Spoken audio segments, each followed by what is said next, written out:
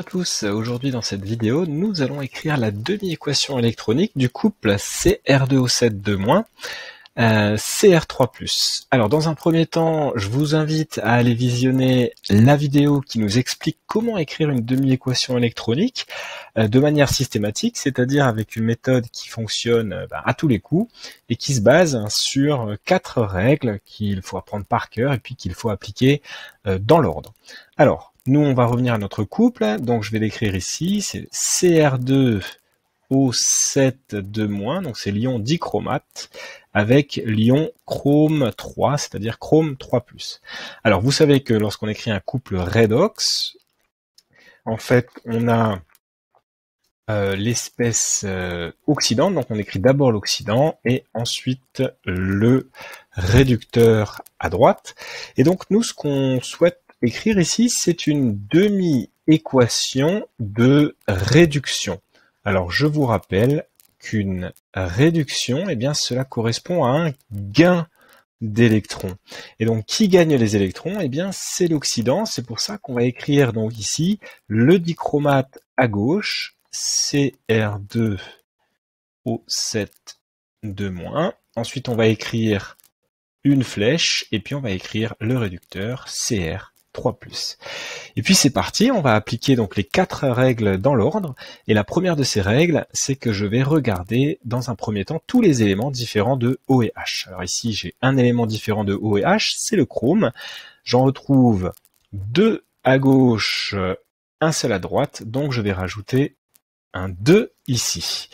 Ensuite, je regarde pour la deuxième règle les oxygènes. Donc j'en ai 7 à gauche et 0 à droite. Donc je vais rajouter ici 7 molécules d'eau, puisque j'ajuste donc les oxygènes à l'aide de molécules d'eau. Maintenant, la troisième règle, je vais m'intéresser aux hydrogènes que je vais ajuster en ajoutant des ions H+. Donc ici, j'en ai 7 fois 2, 14 à droite et j'en ai pas à gauche. Donc je vais rajouter ici 14 H+. Et la dernière règle maintenant, eh bien, je m'intéresse aux charges électriques. Et donc ici, j'ai 2 moins 14 plus, ce qui nous fait 12 plus à gauche. Ici, j'ai 2 fois 3 plus, donc ça nous fait 6 plus à droite.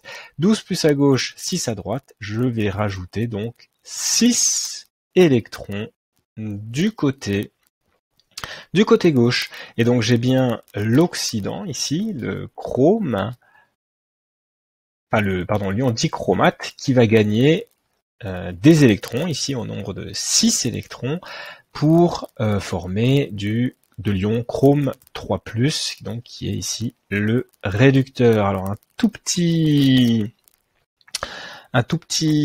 point au niveau des nombres d'oxydation. Si je regarde le nombre d'oxydation du chrome dans Cr3+, eh bien c'est simplement la charge de l'ion, donc c'est plus 3 ici.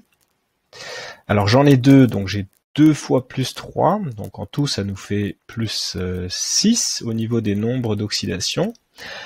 Au niveau du nombre d'oxydation de Cr2, donc du chrome dans l'ion dichromate, eh bien en fait si je prends moins 2 pour l'oxygène, j'ai une charge de moins 2, donc on va se retrouver en fait avec plus 6 pour le chrome ici. Donc le chrome il a comme nombre d'oxydation plus 6 et j'en ai 2, donc je suis à plus 12 au niveau des nombres d'oxydation.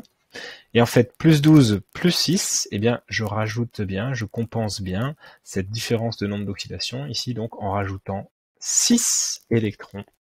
Et voilà.